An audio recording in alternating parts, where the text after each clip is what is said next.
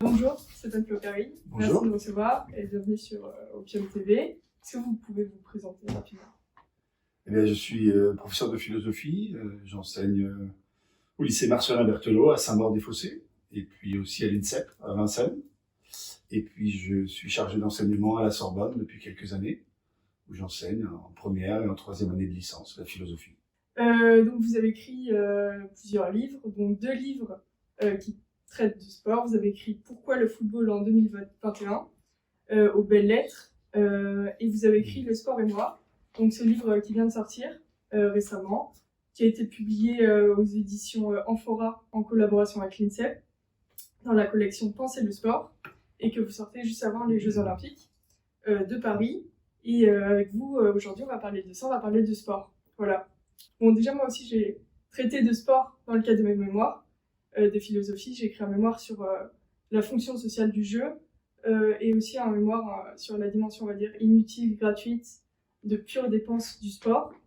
Donc, c'est aussi un objet d'étude qui m'intéresse. Donc, voilà, on est là pour parler de sport avec vous. Qu'est-ce qui vous a amené à vous intéresser à cet objet d'étude qui est le sport? Et également, d'où vous partez? Est-ce que vous partez de votre expérience d'enfant, peut-être relativement au sport, de votre expérience de sportif? Vous allez nous dire si vous pratiquez certains sports. Écoutez, le sport m'a accompagné toute ma vie. J'en ai pas fait, comme vous, un objet d'étude académique, mais c'est une expérience fondamentale de mon existence que je ne mets pas particulièrement en avant. Par exemple, dans le livre que j'ai fait sur le football, c'est à la fin du livre, dans une sorte d'épilogue, que j'évoque mon premier match de football et ma découverte de ce jeu collectif dans lequel les éléments naturels, mais aussi les aléas du jeu ont une grande importance. Donc, disons que le sport m'a accompagné tout le temps. Ça a été d'abord le football, beaucoup le football, et puis ensuite au collège, comme je le raconte dans Le sport et moi, la découverte de tous les autres sports grâce à l'école, je dirais, et aussi au centre de loisirs où mes parents me mettaient quand j'étais enfant. Je faisais le mercredi matin ce qu'on appelait le club du sport. Donc j'ai pratiqué à peu près tous les sports et aujourd'hui, disons que je suis un ex-footballeur qui pratique plutôt le marathon. D'accord. Et le marathon, la course à pied, aujourd'hui, la marche aussi d'ailleurs, sont des expériences qui sont très pensées par les philosophes parce que dans la marche, dans le mouvement, dans la course, dans l'habitation et dans la traversée de l'espace, il y a quelque chose qui donne beaucoup à penser. Très bien. Moi, je voudrais un peu vous interroger sur les relations entre philosophie et sport. Pourquoi vous avez voulu en faire un objet d'étude philosophique et cette question elle est d'autant plus intéressante qu'on sait que dans la philosophie, le sport, ça n'a pas forcément été considéré comme un objet d'étude légitime. Oui. Alors clairement, effectivement, le sport est un objet assez marginal dans le travail philosophique, quoique les choses changent un peu, évoluent un peu. Aussi dans d'autres pays, il ne faut pas tout voir au prisme de la France, dans d'autres pays, le sport est considéré comme un objet tout à fait noble, à la fois de discussion sociologique, politique, mais aussi philosophique. Alors, juste une chose par rapport à votre précédente question sur le jeu et sur le sport. Moi, l'une des choses qui m'a intéressé dans le sport, alors que la philosophie est plutôt une activité, on va dire, rationnelle, et une activité qui repose sur le logos, sur l'action et, disons, sur l'activité rationnelle en général. Moi, ce qui m'a intéressé dans le sport, c'est aussi la dimension émotionnelle. Ouais. C'est les émotions qu'il y a dans le sport. Il me semble qu'il y a dans le sport des émotions qui n'existent que là, qu'on ne trouve pas ailleurs. Le sport suscite, génère, pas simplement des passions négatives, comme beaucoup le laissent entendre, mais aussi des émotions qui n'existent que dans cette activité. Oui, alors ma prochaine question, ce serait comment est-ce que vous vous proposez de définir le concept de sport? Quelle est la spécificité du concept de sport par rapport au concept de jeu, peut-être, qui l'englobe? Alors c'est une question très difficile. Oui. C'est une question qui semble simple, mais qui en réalité ne l'est pas. Le mot même de sport vient d'un terme d'esport, qui est un terme médiéval qui désigne l'amusement. Bon. Sauf qu'on le sait, le jeu, c'est pas seulement l'amusement. Quand on joue, ça peut être sérieux. quand on joue, il peut y avoir une mise en jeu de soi dans une expérience dans laquelle on gagne ou on perd, et dans laquelle énormément de choses sont en réalité entre guillemets en jeu. Donc le sport, c'est une activité normalement gratuite, désintéressée, non productive, séparée du reste de la vie sociale, à laquelle moi, encore une fois, j'ai ajouté très fortement la dimension émotionnelle, parce que je pense que nous passons par tout le spectre des émotions humaines dans un match, quel qu'il soit, aussi bien un match que nous pratiquons ou un match que nous regardons, où nous sommes spectateurs. Et le sport est donc pas simplement un divertissement, c'est pas simplement une activité d'entretien du corps, de maintien du corps, ou de conservation de la santé, c'est aussi une activité par laquelle on se met à l'épreuve de soi-même. Et moi, j'avoue que c'est les sports qui m'ont intéressé. Alors, pas des sports extrêmes. Moi, je pratique pas de sport extrême, mais par exemple, le marathon, la course à pied, c'est quand même une vraie mise à l'épreuve de soi. C'est vraiment une expérience. Et je pense que quand on pratique ce genre de sport, on est à la recherche de quelque chose, comme les gens qui grimpent le long des parois, ou les gens qui traversent des océans. Alors, courir un marathon, c'est sans doute un ton en dessous, mais il y a quand même pardon, une recherche de l'excellence, une recherche de la mise à l'épreuve de ce qu'il y a de meilleur ou de plus fort en soi. Sans doute, tout ceci traduit-il, et je réponds rétroactivement à vos précédentes questions, répond chez moi à une réflexion ancrée dans l'enfance sur la finitude, sur la vulnérabilité, sur la fragilité. J'ai l'impression d'avoir senti dans mon corps, alors que j'étais un sportif plutôt athlétique et plutôt puissant dans les activités que j'avais, plutôt fort physiquement, et jouant d'ailleurs plutôt de ces qualités-là plutôt que de qualités techniques.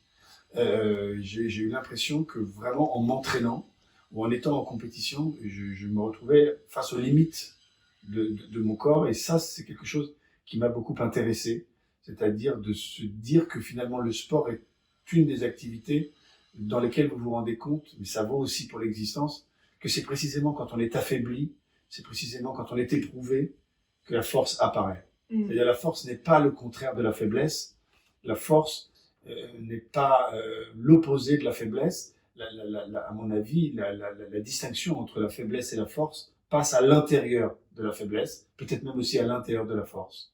Ce que je vous dis est assez dialectique, mais le dialecticien, c'est ça, c'est celui qui voit que dans un, il y a toujours deux, et qu'on peut toujours conceptualiser.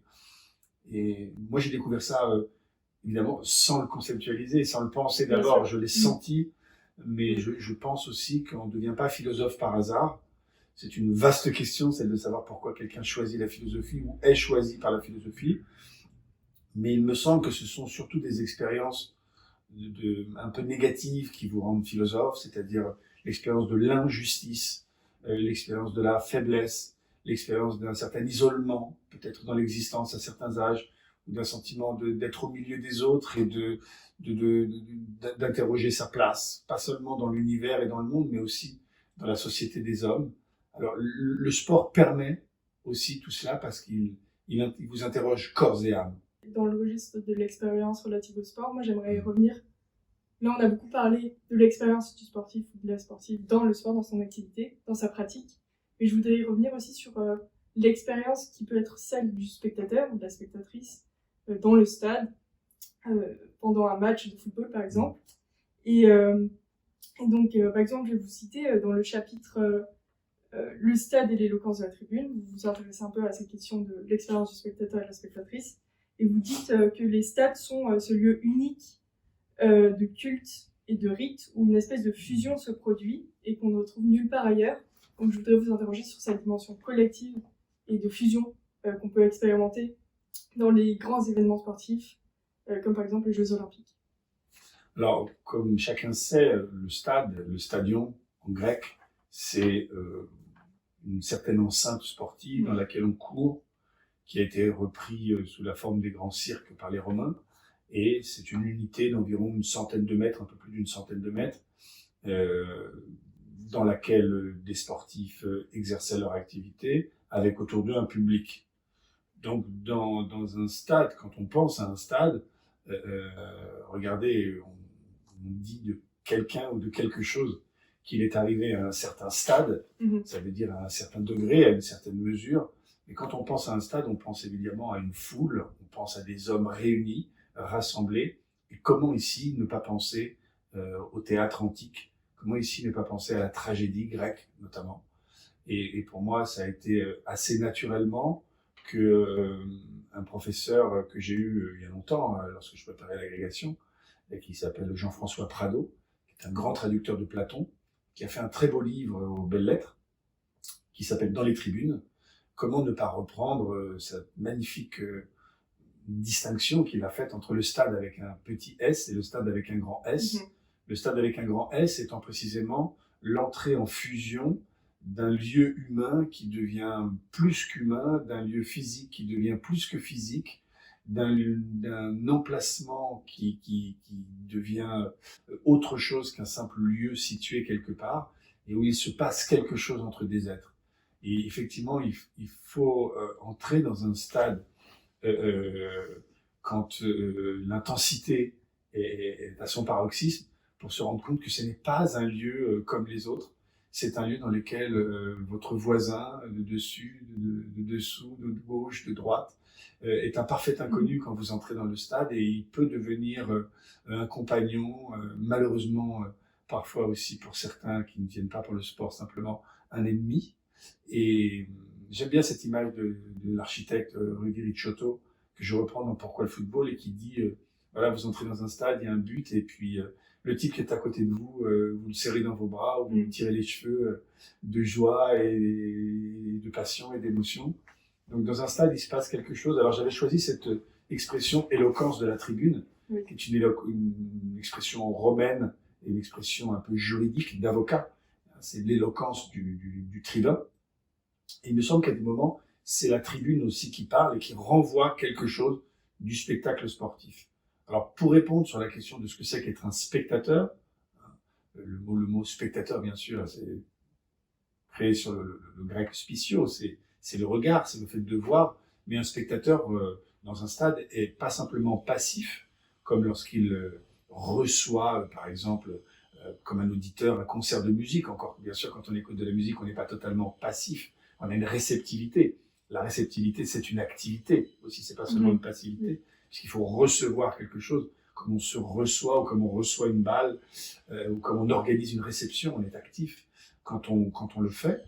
Mais le spectateur du spectacle sportif, d'abord très souvent, n'est pas seul, il est avec beaucoup de monde autour de lui, et il participe de ce spectacle, et il participe au spectacle, par des cris, par des mouvements, par des gestes, et aussi par des jugements, puisque le spectateur moderne est apparu dans la deuxième partie du XVIIIe siècle, avec l'apparition de ce qu'on appelle l'esthétique moderne, et la possibilité démocratiquement fondée, pour tout un chacun, de juger du spectacle qu'il voit, de juger de la qualité qu'il voit.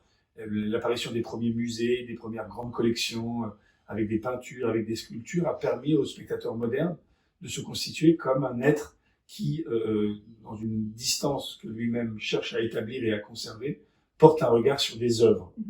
Alors la question se pose de savoir si dans le sport il y a des œuvres. Est-ce que le sport c'est de l'art? Là aussi c'est une grande question. Est-ce que vous avez des pistes sur cette question? Eh ben, c'est compliqué de dire que le sport soit totalement privé de recherche esthétique. Il y a une recherche esthétique, il y a de la beauté. Le problème, c'est qu'il n'y a pas vraiment d'œuvre. Ou sinon, il faudrait dire que l'œuvre doit sans cesse être refaite. Elle ne reste jamais. Pour bien sûr revoir un match, on peut revoir, je sais pas, un affrontement Borg-McEnroe. Deleuze était fasciné par Borg et par le type de jeu de Borg en fond de cours, et par la basse intensité, et les variations d'intensité qu'il mettait dans son jeu. Aujourd'hui, on est plutôt dans un jeu de tennis de très haute intensité, mais il n'est pas rare qu'on file la métaphore sportive sous un angle esthétique, en parlant, je sais pas moi, de Zidane comme un grand artiste, ou de tels gestes techniques comme comme étant un chef-d'œuvre. Le parallèle peut se faire, mais à mon avis, il reste un peu problématique. D'accord. Moi, je voudrais en venir un peu aux questions qui fâchent sur le sport. Oui. C'est vrai que on parle beaucoup du rôle, de la place qu'a pris l'argent dans le sport. Est-ce qu'il n'y a pas un peu une perversion par rapport à ce qu'on a dit sur l'idée de l'inutilité du sport? Aussi, ça pose la question de ce qu'est le sport professionnel par rapport au sport amateur, où en fait ça devient une activité rémunérée pour les sportifs. Voilà, donc vous interrogez sur cette place de l'argent dans le sport. Est-ce que oui, c'est une perversion du sport, on va dire? Bon, évidemment, l'entrée massive de l'argent dans le sport depuis une cinquantaine d'années, notamment dans le football, mais aussi dans d'autres sports, ne va pas soulever beaucoup d'interrogations. Les sommes qui sont aujourd'hui énoncées ou avancées sont absolument faramineuses et elles modifient sans doute pour beaucoup de jeunes générations l'image qu'ils se font de l'activité sportive, qui devrait être une activité gratuite, dans laquelle on se met à l'épreuve soi-même, où ce qui compte d'abord, c'est de jouer. C'est sans doute pas l'esprit d'un certain nombre de jeunes qui commencent aujourd'hui des carrières sportives. Encore que je crois que ceux qui sont véritablement amoureux de leur sport le font passer avant ce qu'il peut leur apporter. Mais évidemment, les sommes mises en jeu ont complètement modifié le sens de l'investissement et le sens de la représentation du sportif dans la société. Mais est-ce que c'est véritablement le sport ou est-ce que c'est la place qu'il a prise dans les médias et dans la société? C'est-à-dire, il me semble que un sportif reste de toute façon un être qui à un moment se trouve interrogé par sa propre pratique, par ses limites, par sa recherche de performance. C'est une responsabilité qu'à mon avis ont aussi les intellectuels aujourd'hui, précisément d'apporter, c'est moi ce que j'essaye de faire, une autre réflexion sur ce que peut être le sport et sur ce que sont aussi par exemple les informations qui sont liées au sport. Il n'y a pas très longtemps, un grand joueur français, le plus grand joueur français, quittait son club parisien pour rejoindre l'écurie madrilène. Et pendant une semaine, dans les médias, l'information la plus importante qui le concernait, qui est une information sportive ou parasportive en apparence, était le prix de la villa qu'il rachetait à un autre joueur à Madrid. Ce n'est pas une information sportive, elle ne parle pas de sport et elle parasite au contraire la représentation qu'on se fait du sport. Après, nous sommes un pays européen, nous ne sommes pas un pays protestant, nous sommes plutôt un pays catholique. Et nous avons une culture de l'argent qui est une culture particulière. Nous ne disons pas combien nous gagnons, combien nous payons d'impôts. Chez nous, tout ceci est assez tabou. C'est pas le cas dans les pays, disons, du capitalisme industriel avec un arrière-plan protestant. Aux États-Unis, on dit assez facilement combien gagne un joueur et ça suscite moins d'atermoiement ou d'inquiétude. Je partage quand même l'idée que certaines sommes engagées sont totalement disproportionnées. Je veux dire au regard de ce qui se passe par ailleurs dans les sociétés en général. Mmh. Après, comment se passer de l'argent, ça c'est une autre question. Voilà, l'argent ne doit pas être quelque chose de tabou. C'est quand même une des mesures que les hommes ont inventées pour construire l'échange et pour construire un échange qui soit qui évite, disons, d'autres problèmes. Mmh. Mais effectivement, la question de l'argent dans le sport soulève beaucoup de questions. Et quand on parle du sport, il serait bon de parler d'abord et essentiellement des gestes sportifs, des résultats sportifs, de l'implication que le sport suppose, plutôt que de ses à côté. Vous voyez, dans le sport, il y a pas seulement l'argent comme problème, c'est peut-être une autre question vers laquelle vous iriez spontanément, mais il y a aussi des problèmes de racisme, il y a des problèmes d'homophobie, il y a des problèmes de sexisme, il y a des problèmes de violence. Là, moins du côté des joueurs que du côté des tribunes et du côté des spectateurs. Mais l'un des axes qui a été celui de ma réflexion, c'est de laisser cela, qui est traité et qui doit être traité, aux sociologues, aux spécialistes des questions sociétales, etc. Et moi, je me suis intéressé au sport lui-même. Oui. à ce sujet-là, oui. Est-ce que l'expérience d'un amateur, d'une amatrice ou d'un enfant qui fait du sport et l'expérience du footballeur, de la footballeuse qui est payée, qui est rémunérée pour son activité, est-ce que cette expérience, elle est différente ou il y a des choses en commun? Ben, il est clair que normalement, on doit être essentiellement rétribué par ses mérites sportifs sous la forme de trophées, de médailles, de classements. C'est ça le sport. Le sport moderne, dans le sport moderne, on classe, on mesure, on cherche à établir le niveau d'une performance. Mais quand on reçoit une gratification matérielle ou financière, il est certain que c'est aussi un des signes que la société vous envoie de votre réussite. Je me rappelle avoir gagné un tournoi de football il y a bien longtemps, je devais avoir une quinzaine d'années, où j'ai gagné un magnifique Walkman flambant neuf, parce que j'avais été le meilleur buteur d'un tournoi international. Et c'est une magnifique gratification. Après, vous le faites pas pour ça. C'est souvent dans la vie, on dit, j'ai pas fait ça pour ça. Mais enfin, quand ça arrive, c'est pas toujours déplaisant. Euh, sur la couverture de Pourquoi le football, et j'ai demandé à mon éditeur, Les Belles Lettres, de bien vouloir mettre cette photo magnifique de Pier Paolo Pasolini, qui est en costume 3 pièces et qui joue dans une borgate de Rome, au milieu d'enfants, avec un ballon de football, sans doute entre deux prises d'un tournage. Et j'ai adoré cette photo parce que le regard des enfants, leur surprise, leur émerveillement, leur ironie aussi, à regarder cet homme d'âge mûr, habillé comme un bourgeois et comme un intellectuel, courir sur ce terrain vague après le ballon avec la même aisance et aussi avec la même émotion qu'eux.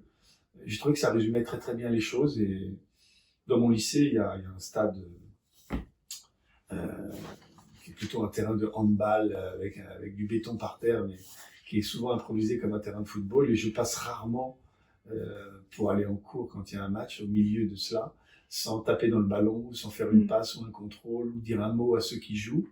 Parce qu'il y a évidemment dans l'air de jeu quelque chose d'attractif pour l'enfant.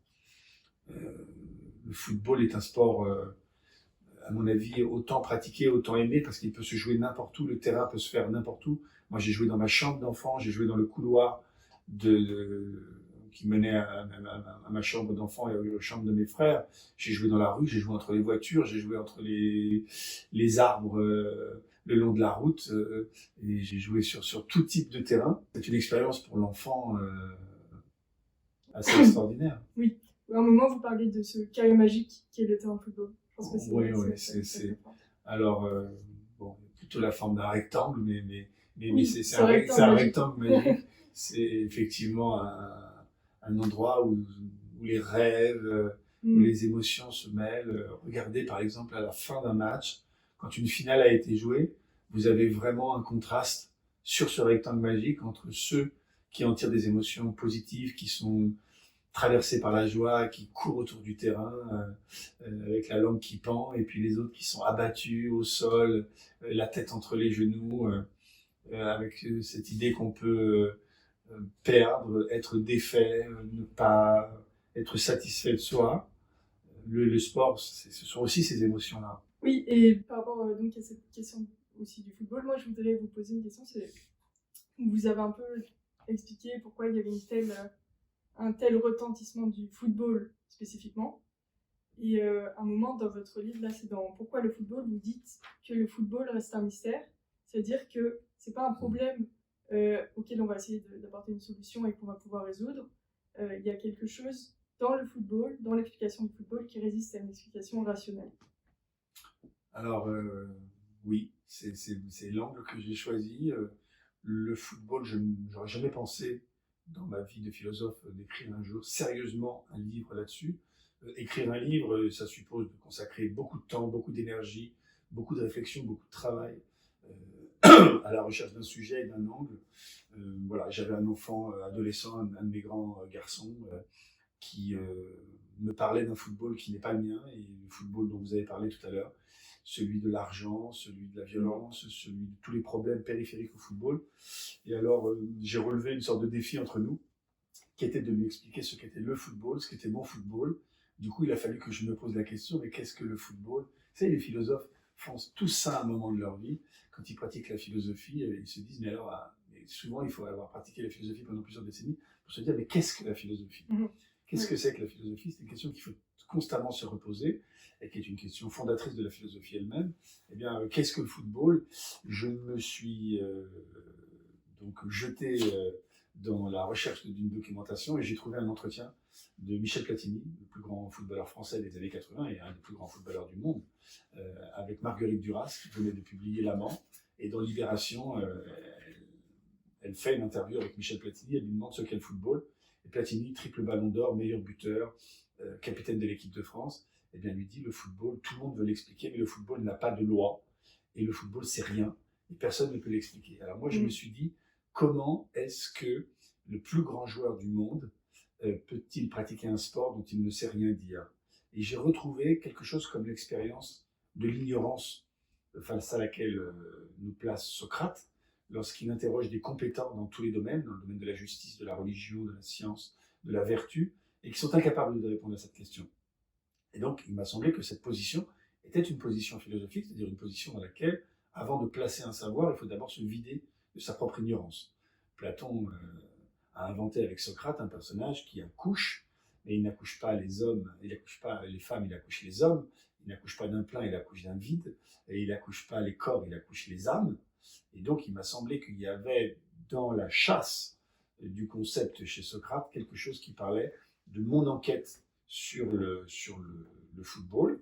Et là, c'est un philosophe, Vladimir Jankélévitch, qui n'a jamais dit un mot sur le sport, jamais dit un mot sur le football. Il ne devait rien en savoir, à mon avis, et rien en penser de très intéressant, pour lui-même en tout cas. Et j'ai pris ces catégories qui m'ont semblé tout à fait essentielles. La manière, l'occasion, l'entrevision, l'entre-deux, l'intervalle. Et ce sont des catégories qui permettent de penser le football. Et donc, j'ai créé une sorte de télescopage entre le plus grand joueur de football de mon enfance, Michel Platini, et un philosophe que j'admire beaucoup et qui m'inspire beaucoup, qui est Vladimir Jankélévitch. Et de leur rencontre, j'ai créé un match qui est ce livre entre d'un côté ce que j'ai appelé les maîtres ignorants et eux deux, les gardiens du mystère. Un mystère, eh bien écoutez, c'est comme quand vous avez aimé, quand vous avez fait l'amour, quand vous avez écouté de la musique, quand vous avez été confronté à la mort de quelqu'un, la mort, l'amour, le sexe, la musique, et le football fait partie de cette traînée de poudre que forment tous les mystères qui éclatent comme ça dans la vie humaine, face auxquels on est, et plus on les explore, moins on les comprend. Il y aura toujours des chansons d'amour, il y aura toujours des hymnes, des élégies qui parleront de la mort, et j'avais trouvé dans le je ne sais quoi et le presque rien, cette magnifique référence à un père jésuite, le père Rapin, et qui disait encore, on lui reprochait de faire un livre sur quelque chose, et on lui disait, mais alors encore, vous faites encore un livre là-dessus. Et Jankélévitch dit, il faut s'accrocher à cet encore, parce que en fait, le philosophe, c'est une sorte de Sisyphe. Il roule son rocher, il l'emmène en haut de la montagne du concept, il retombe en bas, et il faut tout le temps refaire ce même travail. Alors pour moi, le sport, effectivement, c'est un mystère, c'est-à-dire quelque chose qui ne se résout pas dans le concept. Donc là, c'est très intéressant pour nous. Du coup, je voulais vous interroger sur les JO. Comment est-ce que vous allez regarder et comment vous appréhendez cet événement qui arrive à Paris dans quelques semaines? Ben moi, je suis enthousiaste. Je prends le risque d'être enthousiaste parce que j'aime le sport, que je suis professeur à l'INSEP, que je fréquente des athlètes de haut niveau tous les jours, et que je vois la vie qu'ils mènent, une vie pour laquelle j'ai beaucoup d'admiration, qui m'aurait fait très envie aussi à leur âge. Il y a dans la vie sportive une ascèse, une discipline particulière, à la recherche de quelque chose que nous recherchons nous autres intellectuels, mais que cherchent aussi, à mon avis, les artistes, qui est une quête de l'excellence, qui est une quête de quelque chose de très haut, peut-être quelque chose comme ce qu'Aristote appelait un souverain bien. Alors peut-être pas le bonheur, mais en tout cas une intensité et une mise à l'épreuve de soi. Et donc, sans rien ignorer des problèmes que peuvent poser les Jeux Olympiques sur le plan financier, politique, sociétal en général, pour moi, ce serait la grande fête des sportifs. Et je serai derrière ma télévision du matin au soir pour encourager tous mes élèves et toutes mes élèves. Et qu'est-ce que vous répondez sur certains événements sportifs? Il y a des personnes qui appellent au boycott. On a ça sur les Jeux Olympiques d'été qui arrivent. On a eu ça bien sûr sur le mondial du Qatar, du fait du coût environnemental et social qui a été celui de ce mondial de football. Qu'est-ce que vous répondez aux personnes qui appellent au boycott? Bon, la question du boycott, c'est une question politique. Elle peut tout à fait s'entendre, elle peut tout à fait se comprendre. C'est une arme politique parmi d'autres. Souvent, c'est plus une menace de boycott qu'une réalité d'un boycott. Mais c'est vrai que l'organisation des Jeux Olympiques ou de la Coupe du Monde peuvent être l'occasion à un moment de remettre certaines pendules sociales et économiques à l'heure et se rendre compte que des situations d'esclavagisme, des situations de mauvais traitement dans le travail doivent être mises sur la table. Et c'est vrai que ça sert à rien de produire une belle Coupe du Monde de foot si on n'est pas capable de faire travailler des travailleurs dans des conditions qui sont correctes. Donc ça peut être effectivement l'occasion de réfléchir là-dessus. Et moi, je vous le dis très clairement, je ne boycotterai pas ces jeux. Je les attends. C'est entendu. Et une autre question, c'est... Oui, c'est votre réponse aussi qui m'amène à ça. Évidemment, c'est une thématique importante. Est-ce que le sport est politique? Que c'est une question qui revient beaucoup par rapport à la place qu'on donne, par exemple, dans l'actualité. On l'a dit tout à l'heure, à des sportifs comme Mbappé, quand il se positionne sur des questions, par exemple, est-ce qu'il faut aller voter, quand il appelle à voter, par exemple. Qu'est-ce que vous pensez de cette question? Non, le sport est-il politique? je crois pas du tout que le sport soit politique. Je crois que le sport appartient aux sportifs et à ceux qui aiment le sport. Alors évidemment, il y a aussi ce que Sartre appelle une situation, c'est-à-dire un ensemble de paramètres qu'on ne choisit pas et dans lesquels il faut agir.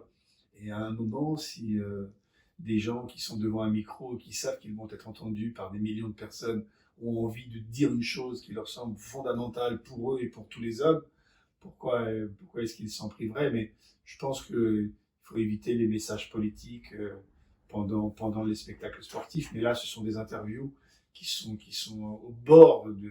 C'est pas pendant le match. Ce serait pas du tout la même chose, bien sûr, si Mbappé, au moment où il a le ballon, où il tire un penalty, lève son maillot et que sous son maillot, il y a un t-shirt avec un message politique écrit.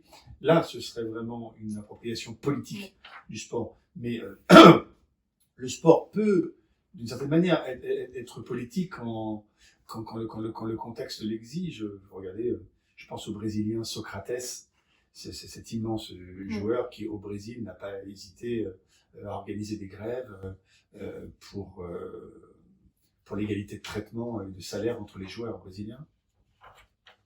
Donc c'est délicat de répondre à cette question. À mon avis, il faut demander aux sportifs ce qu'ils font, c'est-à-dire de faire du sport et de bien faire du sport à côté. Ce sont des hommes, ce sont des femmes. Je tiens beaucoup à cette dimension-là, la dimension féminine aujourd'hui du sport. Oui. Je plains ceux qui vous expliquent encore qu'une femme qui joue au rugby, qu'une femme qui fait de la boxe, qu'une femme qui fait du football, c'est pas beau, que c'est pas ça qu'on souhaite, c'est pas là qu'on veut voir les femmes. Moi, je crois qu'on a vraiment besoin qu'on nous lâche avec ce genre de discours. Les femmes sont assez grandes pour savoir où elles doivent être, ce qu'elles doivent faire et ce qu'elles ont envie de faire. Donc moi je regarde le football féminin par exemple avec beaucoup de plaisir. Je le trouve technique, je le trouve encore assez sain dans le jeu parce que le niveau de compétition et le niveau de pression médiatique est moins fort que chez les garçons. Il y a moins de coups, il y a moins de brutalité, il y a un sens du jeu à mon avis qui est plus spontané, plus naturel encore. Ça risque d'évoluer, hein. Elles vont rattraper les garçons à mon avis avec la pression. Mais Pierre de Coubertin avait écarté les femmes du sport olympique et je peux vous dire comme professeur à l'INSEP qu'au moins la moitié de mes élèves sont des jeunes femmes ou des jeunes filles et je peux vous dire que ce sont des très très grands sportifs. Oui, j'entends bien. Et on voit quand même qu'il y a des choses qui changent. Parce que par exemple, on a une figure comme Alice Mia qui a beaucoup contribué voilà, à développer le sport féminin. Des figures comme ça qui sont... ou aussi des femmes sportives qui sont maintenant mieux mises à l'honneur. On voit que les choses elles changent quand même un peu. Oui.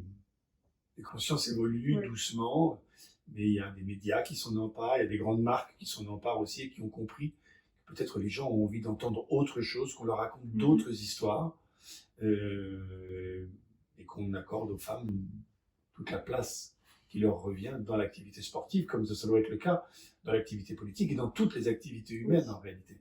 Donc là, ici, le sport peut être un accélérateur aussi de ce genre de prise de conscience, et ça, c'est plutôt une très bonne chose. Je vais vous poser une dernière question. Oui. Moi, il y a un moment que j'ai beaucoup aimé, où vous reconnaissez, vous parlez de dette envers vos professeurs d'éducation physique Oui. À l'école, au collège, au lycée. Et je crois que c'était un moment important et intéressant. Et est-ce que, rapidement, vous pouvez revenir sur cette place importante des professeurs d'éducation physique dans la formation des jeunes? Et vous dites notamment que ce sont les rouages d'une école qui ne fait pas qu'instruire, mais qui doit aussi apprendre à être et à faire. Voilà. Cette rencontre avec deux professeurs d'éducation physique entre la 6e et la 3e a été une rencontre très importante pour moi. Mais comme toutes les rencontres, elles font résonner quelque chose qui est à l'intérieur de vous. Vous ne rencontrez quelqu'un ou quelque chose que parce que vous avez à l'intérieur de votre arc une corde qui vibre pour cela. Qu'est-ce qu'on fait entre le CP et le CM2? On rencontre essentiellement un maître ou une maîtresse qui, dans une salle de classe, vous enseigne quelque chose. Et puis arrive un âge, notamment quand on est un garçon, c'est comme c'était mon cas, qui était plutôt un bon ou un très bon élève, un peu turbulent, un peu agité, qui trouvait dans la classe une immense satisfaction, mais aussi dans la cour de l'école. J'ai rencontré deux maîtres de gymnastique qui effectivement m'ont fait découvrir tous les sports et qui m'ont fait comprendre aussi que la recherche qui était la mienne, déjà enfant, de réflexion, d'appropriation des savoirs, de compréhension du monde, pour moi c'était une tâche évidemment extrêmement importante et centrale. Je suis pas devenu un intellectuel ou un professeur par hasard. Résonnait aussi sur le terrain athlétique et sur le terrain du corps. Et ça a été deux professeurs qui ont été très importants pour moi, je dirais autant que ceux qui m'ont appris des langues vivantes nouvelles, ou les mathématiques, ou le français.